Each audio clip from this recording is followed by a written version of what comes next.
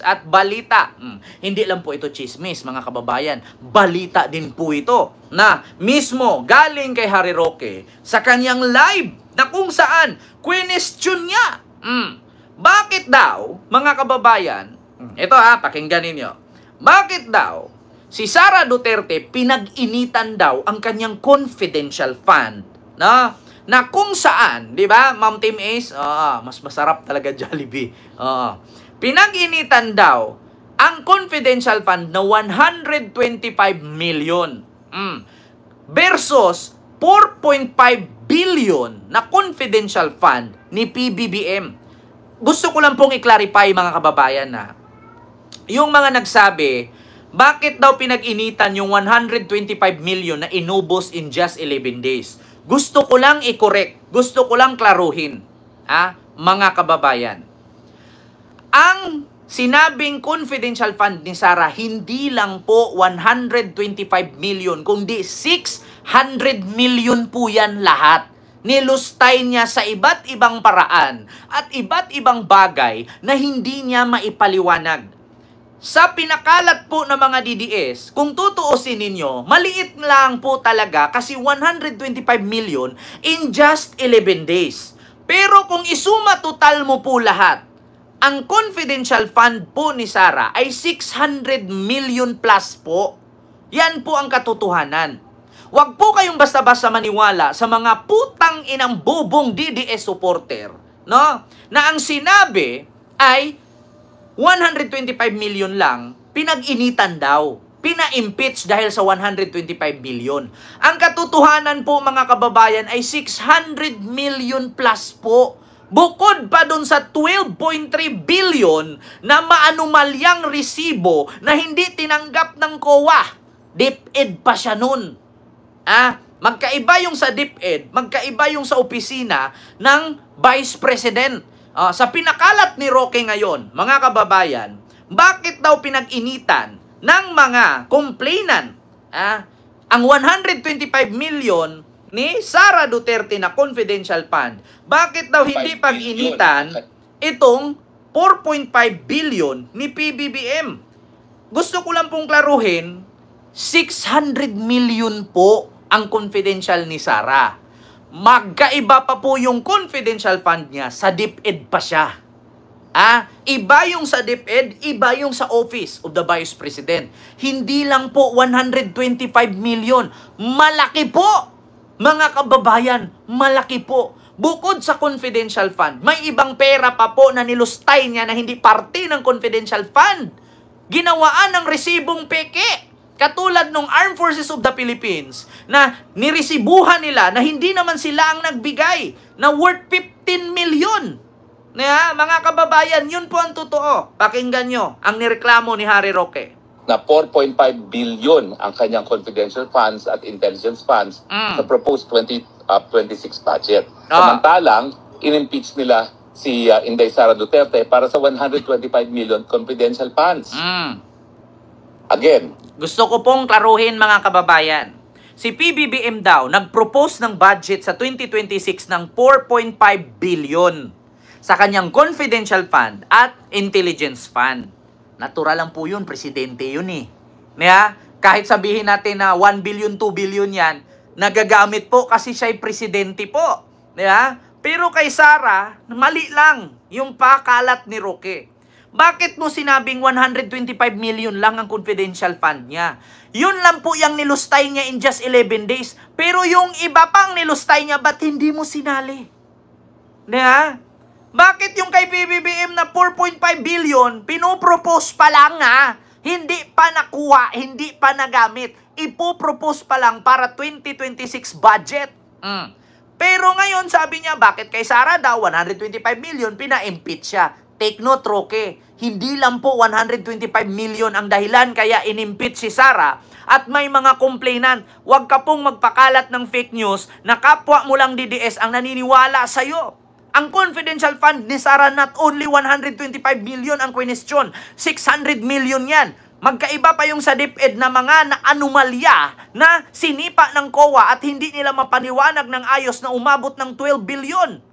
Hindi Ito. Bakit ba ho ito dapat maging dahilan para lahat tayo maalarma? Dahil ang confidential at intelligence funds, hindi po yan nadadawit o hindi napapasailalim sa thorough audit. Hindi po kinakailangan i-liquidate yan. Merong certification lamang na susulat yan na yan ay ginamit para sa public purpose. No? So matindi po yan. Yan ay, kumbaga, bank account with no responsibility and accountability.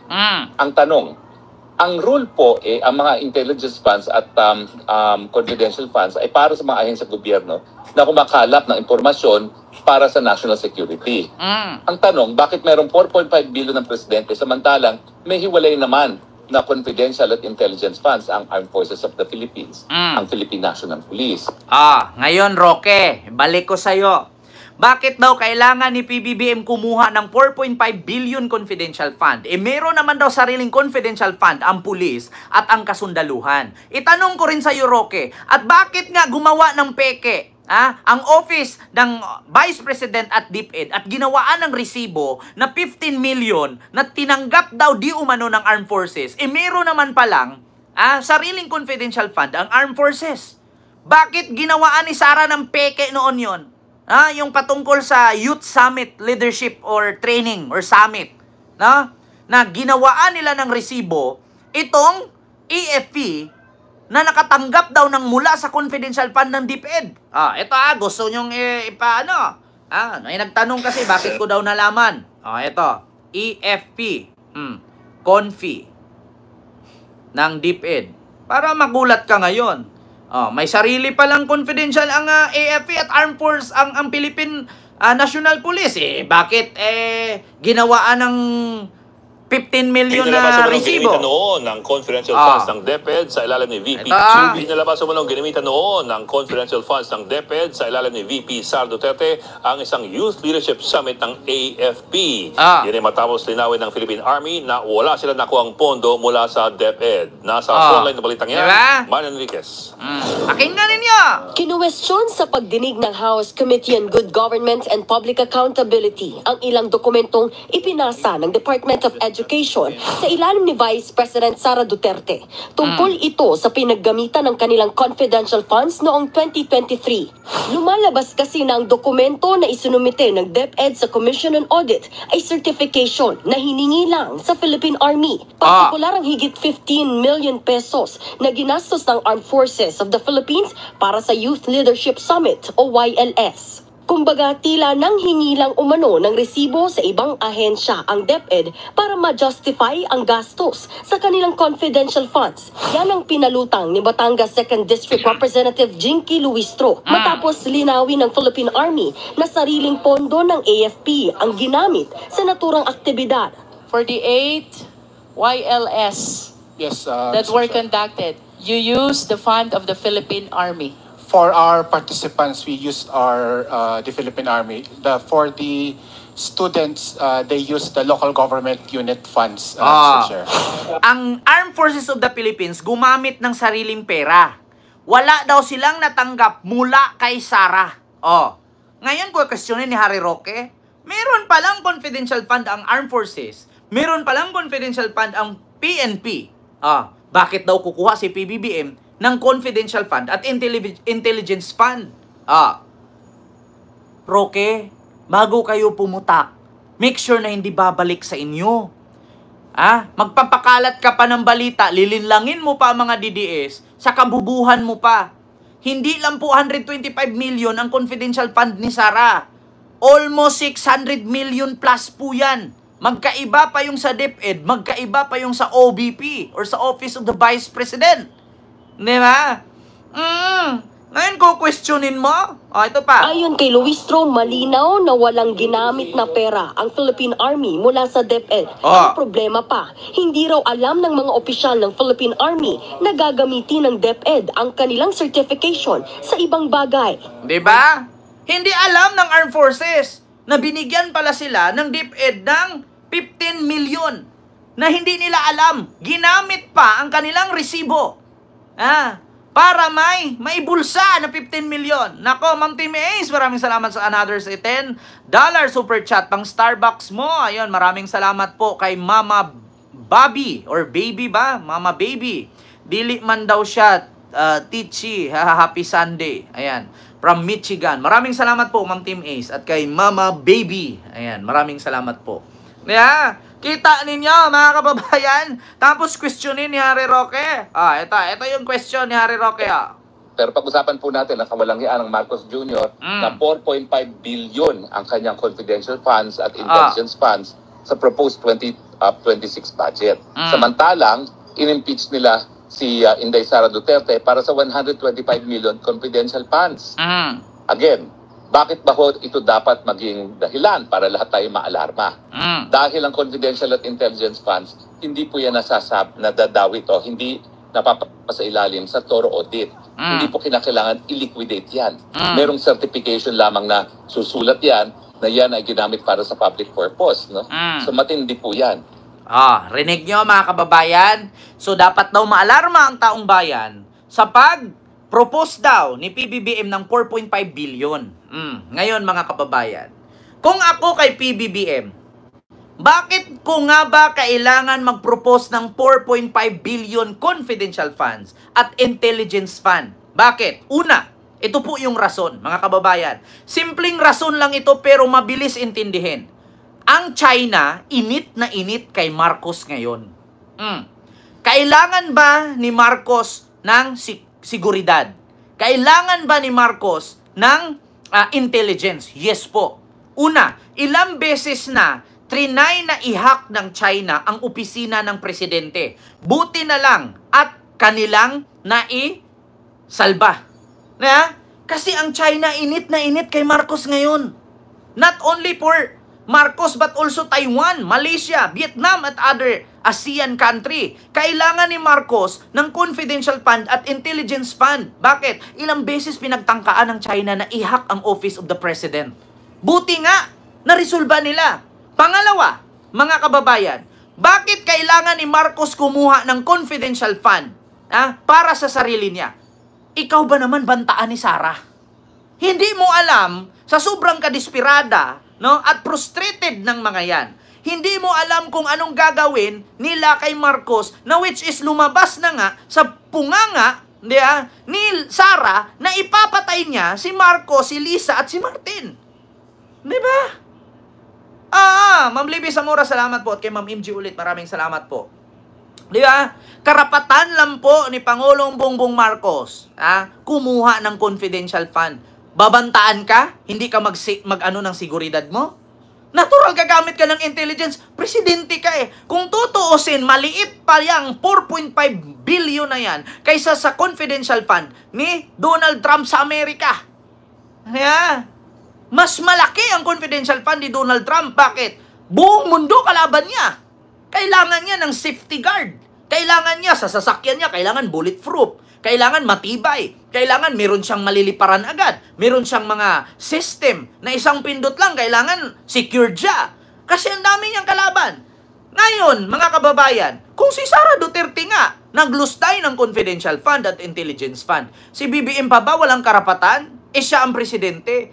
Binantaan ka ni Sara. Hindi ka mag-secured sa sarili mo. Hindi ka magamit ng confidential fund at intelligence fund. Tapos ngayon, pinag-initan siya ng China. Hindi siya gagamit ng confidential funds at intelligence fund. Natural lang. Pag si Sara gumamit, okay. Pag si BBM, hindi. Tandaan ninyo, sabi ni Roque, nagpo-propose pa lang. Hindi pa nakuha, hindi pa natanggap.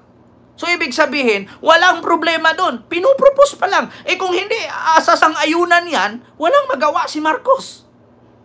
Di ba, Ma'am MG ulit? Maraming salamat po, Ma'am. Sa $20 super sticker, thank you so much. Di ba? Ganun yun. Ikaw ba naman babantaan buhay mo? Hindi ka mag-secured? Hindi ka gagamit ng intelligence fund at confidential fund? Tapos ngayon kay questionin mo, si Sara nga, wala namang nagbanta sa buhay niya, nalustay niya kung saan-saan niya dinala yung 600 million plus. Anong yun?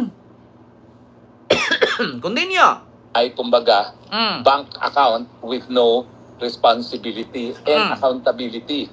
Ang tanong, ang rule po, ang mga intelligence funds at confidential funds ay para sa mga ahensya gobyerno na kumakalap ng impormasyon para sa national security. Ang tanong, bakit mayroong 4.5 billion ng presidente samantalang may hiwalay naman na confidential at intelligence funds ang eto Roque, gusto bigyan kita example. Kung meron na ang Armed Forces Confidential Fund sarili at PNP Confidential Fund sarili, bakit hindi ba po pwedeng kukuha si PBBM ng private bodyguard? Wala ba siyang karapatan? Sa amin nga, sa probinsya, yung congressman at gobernur nga namin, may mga sariling sundalo, nakapalang. Di ba? Tanungin ko kayo mga kababayan. Kung merong confidential fund at intelligence fund ang PNP at armed forces, bakit kukuha pa daw si PBBM ng sarili niya? So ano, si PBBM walang karapatan kumuha ng sariling bodyguard? Si Sara nga, 433 bodyguards niya. Question ba natin? Nireklamo ba natin yan? Pinatanggal ba natin?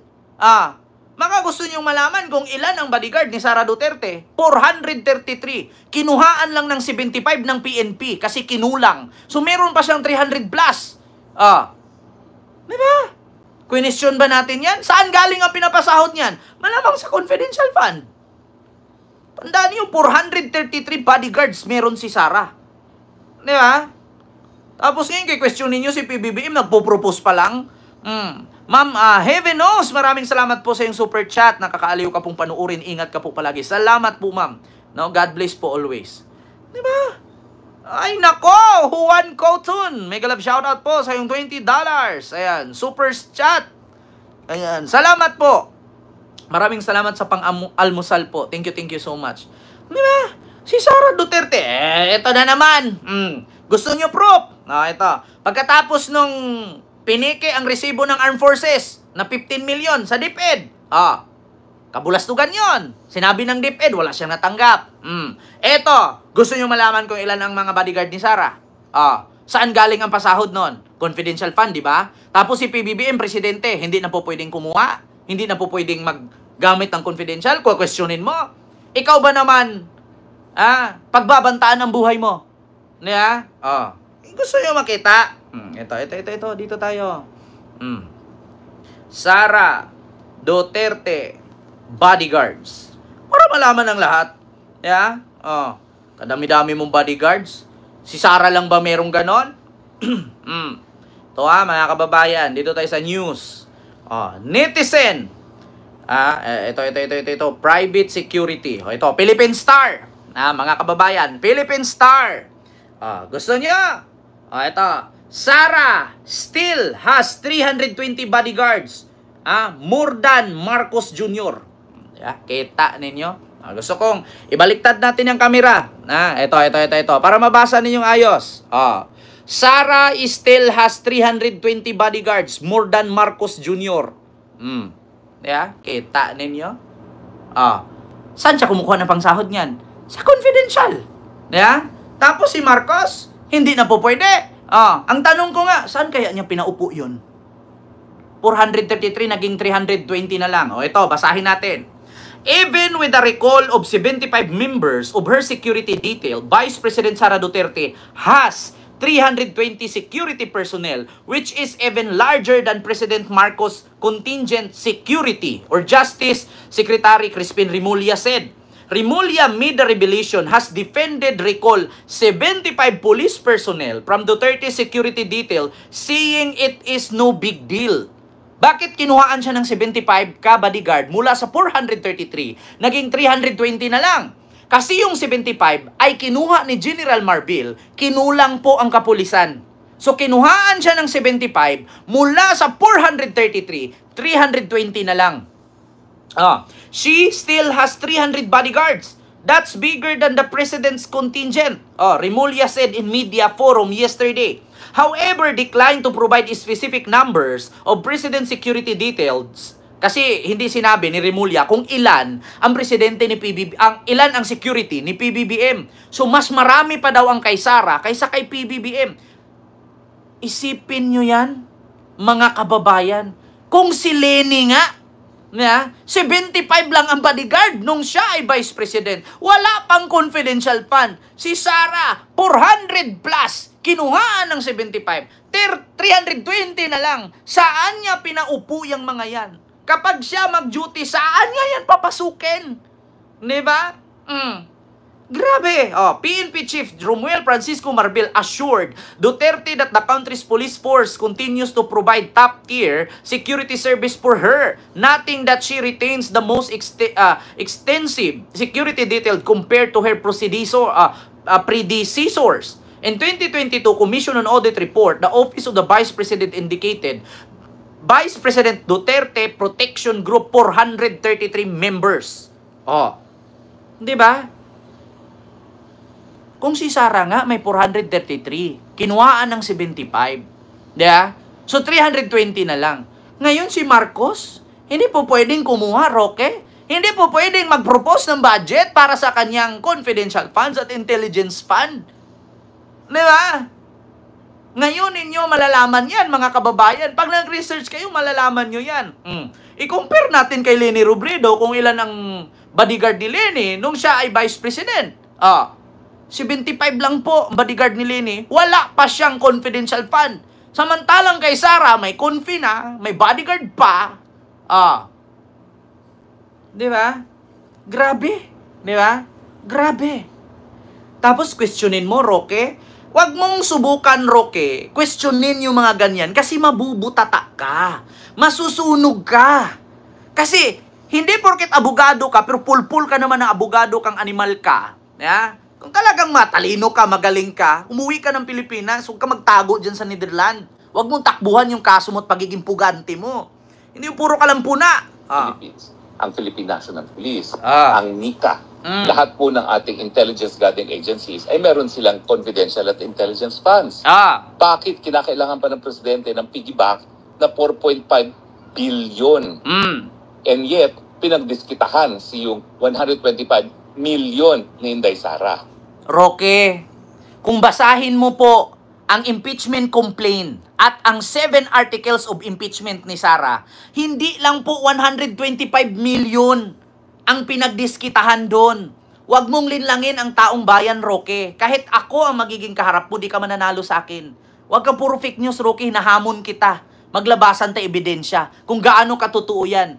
Na 125 million lang ang pinagdiskitahan ng mga complainant sa impeachment complaint. 7 articles of impeachment yan, Roque. Basahin mo mula Article 1 hanggang Article 7, not only 125. Ang hinanap po doon kabuuhan, 625 million confidential fund. Hindi po 125 lang ang pinagdiskitahan ng mga complainant. Sa 7 articles of impeachment. Ang problema lang kasi hindi nyo itinuloy eh. Yeah? Kung itinuloy nyo yan, malalaman ng taong bayan yan. Hindi lang din tayo sana dito yung magbubulgar niyan. Yeah? Kung itinuloy yan, kung hindi hinarang ng mga senador yan, mabubulat-lat lahat yan. Not only 125 million. Yeah? Billion po yan. Paano? Hinarang ng mga senador eh. Di ba? Kung inumpisahan lang i-trial yan, kung inumpisahan lang binulat-lat yan bawat isa, dyan sa 7 articles of impeachment, Article 4 pa lang eh, sabit na sila eh. Hindi acquittal, hindi conviction ang habol nila dyan, kundi ang hindi mailabas ang baho nila. According kay, sinong nagsabi? Yung tumakbong senador. Si yung naghamon kay Digong, yung pangalan nun, nasa isip ko, hindi ko lang maalala. Sino yung tumakbo? Sino yung senador na yon na matapang? Na ang sabi niya, hindi po acquittal. Hindi po conviction ang habol ng mga Duterte dyan. Hindi si Carbonell. Sino pa yung isa? Hindi din si Trillanes. May isa pa. Nakasama ni Heidi Mendoza. Na attorney din, na tumakbong senador na may bigote. Si Espiritu, si Luke Espiritu. Hindi acquittal ang habol ng mga Duterte dyan sa confidential fund. Kundi, yung hindi mabulilyaso yung kanilang baho at koneksyon nila sa mga sindikato. Sabi ni Luke Espiritu. Sabi ko sa iyo, Roque, huwag mong ilinlangin yung tao. Maraming DDS na nagigising. Sa mga DDS na namura ko, pasensya na kayo. Sa mga DDS na nagising, pasensya na. Yun po ang katotohanan. Kung inumpisahan lang ng Senadong bulaklatin, buong katin, yung laman ng 7 articles of impeachment na yan, malalaman sana ng taong bayan yan. Magbago lahat ng pananaw ng mga putang inang bobong DDS. Kapag nalalaman nila, hindi ko na dito basahin eh. 7 articles of impeachment yan. Basahin ko pa, 1 to 7. Sa number 4 article pa nga lang, patay na sila doon. Ano nga ba yung sa number 4 article? Yun yung hindi nila pagpasa ng salin at asset. Ano ibig sabihin nun? Hindi nila binulgar yung yaman nila. Kung magkanong laman ng pera nila sa bangko at gaano kadami. Wala silang ipinipresent na salin at asset mula kay Digong, kay Sara. Mula nung naging presidente si Digong. Pag yun, binulaklat yun, malaking pera yun. Saan galing? Pangalawa, yung paglustay niya, saan niya dinala? Bubulaklatin yun. Hindi tinuloy eh. Kasi ayaw ng mga senador, kasi sila din. May ganun din. Wala akong pinangalanan may ganun din sila na problema. Meron pa nga mga senador dyan sangkot kay Janet Napoles eh. Sa confidential fund ni Janet Napoles. Yung 15 billion, yung 10 billion na PDAP, pork barrel ni Janet Napoles. May mga senador niyan ngayon na dating kongresista noon. Sangkot dyan sa pork barrel ni Napoles. Nagbubulag-bulagan, nagbibingi-bingihan lang. Diba? Huwag mong linlangin, Roque, yung taong bayan. Bira kayo ng bira. Diba si Praise the Lord at saka si Ama? Maawa ka po sa amin, Ama. Si West Philippine Sea, si Boy Tuke, si Boy Dila. Si Boy Dila at si Boy Tuke, sangkot dyan sa sa PDAP ni Janet Napoles. Pero lihim-lihim lang. Didma-didma lang. Kaya sila todo tangge. Ito pa si Keso. Tad din sa katiwalian. Kaya tahimik. Diba? So ito pa, mga kababayan. Ito na. Sunod, mga kababayan, matatawa kayo dito. Ano nga ba itong sunod? Si Maharlika. Tignan nyo. Kung naalala ninyo, mga kababayan, si Maharlika noon, supporter talaga ni PBBM yan. Umuwi pa nga galing Amerika yan. Umuwi ng Pilipinas. Kasi mag-inaugurate na. Manunumpa na si Marcos bilang presidente ng Pilipinas. Umuwi yan. Kasama pa si Glenn Chong. Kasama pa si First Lady. Kilala ni First Lady Lisa Marcos yan. Bakit, mga kababayan? Galit na galit.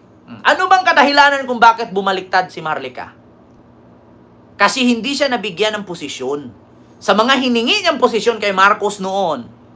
Kasi todo suporta kay Marcos yan. Umuwi pa ng Pilipinas, galing Amerika yan. Ngayon, mga kababayan, ito po yung patunay na mismong si Maharlika, inamin niya po ang kadahilanan kung bakit siya bumaliktad kay Duterte at binaboy niya si Marcos ngayon. Dahil